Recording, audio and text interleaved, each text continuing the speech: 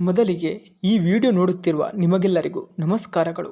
ಈ ವಿಡಿಯೋದ ವಿಶೇಷತೆ ಏನೆಂದರೆ, ಇದೇ ತಿಂಗಳ ಮಾರ್ಚ್ 29ರಂದು ಶನಿಯು ಕುಂಭರಾಶಿಯಿಂದ ಮೀನರಾಶಿಗೆ ಪ್ರವೇಶವಾಗುತ್ತಿದ್ದಾನೆ. ಮೀನರಾಶಿಗೆ ಪ್ರವೇಶವಾಗುವ ಶನಿ ಯಾವೆಲ್ಲ ಲಗ್ನಗಳಿಗೆ ಯಾವ ಥರ ಫಲವನ್ನು ನೀಡುತ್ತಾನೆ ಎಂದು ತಿಳಿಯೋಣ.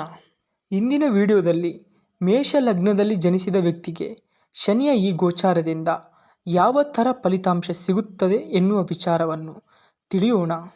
ಮೇಷ ಲಗ್ನದಲ್ಲಿ ಜನಿಸಿದ ವ್ಯಕ್ತಿಗಳಿಗೆ ಯಾರಿಗೆಲ್ಲ ಶನಿ ದಶ, ಶನಿ ಭುಕ್ತಿ, ಶನಿ ಅಂತರ್ಭುಕ್ತಿ ನಡೆಯುತ್ತಿರುತ್ತದೆ ಅಂಥ ವ್ಯಕ್ತಿಗಳಿಗೆ ಮಾತ್ರ ಇಲ್ಲಿ ತಿಳಿಸಿರುವ ಫಲಗಳು ದೊರೆಯುತ್ತದೆ ಹೊರತು ಶನಿ ದಶ, ಶನಿ ಅಂತರ್ಭುಕ್ತಿ, ಶನಿ ಭುಕ್ತಿಯು ಯಾವ ವ್ಯಕ್ತಿಗಳಿಗೆ ನಡೆಯುತ್ತಿಲ್ಲವೋ ಅಂಥವರಿಗೆ ಶನಿಯ ಗೋಚಾರದಿಂದ ಯಾವ ಥರದಾದಂತಹ ಫಲಿತಾಂಶಗಳು ಸಿಗುವುದಿಲ್ಲ. ಮೊದಲಿಗೆ ಮೇಷ ಲಗ್ನದಲ್ಲಿ ಜನಿಸಿದ ವಿದ್ಯಾರ್ಥಿಗಳಿಗೆ ವಿದ್ಯಾಭ್ಯಾಸದಲ್ಲಿ ಹಿನ್ನಡೆಯಾಗುತ್ತದೆ.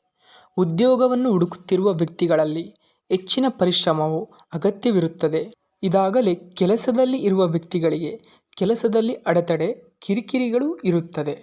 ಶನಿಯ ಗೋಚಾರ ಫಲವು ವಿದೇಶ ಪ್ರಯಾಣಕ್ಕೆ ಉತ್ತಮವಾಗಿರುತ್ತದೆ. ಮೇಷ ಲಗ್ನದಲ್ಲಿರುವ ವ್ಯಕ್ತಿಗಳಲ್ಲಿ ಆಧ್ಯಾತ್ಮಿಕದ ಕಡೆಗಿನ ಒಲವು ಹೆಚ್ಚಾಗಿರುತ್ತದೆ. ಆರೋಗ್ಯದಲ್ಲಿ ಏರುಪೇರು ಕಂಡುಬರುವ ಸಮಯ ಇದಾಗಿರುತ್ತದೆ. ಯಾರಾದರೂ ವ್ಯಾಜ್ಯದಲ್ಲಿ ಜಯವನ್ನು ನಿರೀಕ್ಷಿಸುತ್ತಿದ್ದರೆ ಅಂಥವರಿಗೆ ಇದು ಸೋಲಿನ ಸಮಯವಾಗಿರುತ್ತದೆ.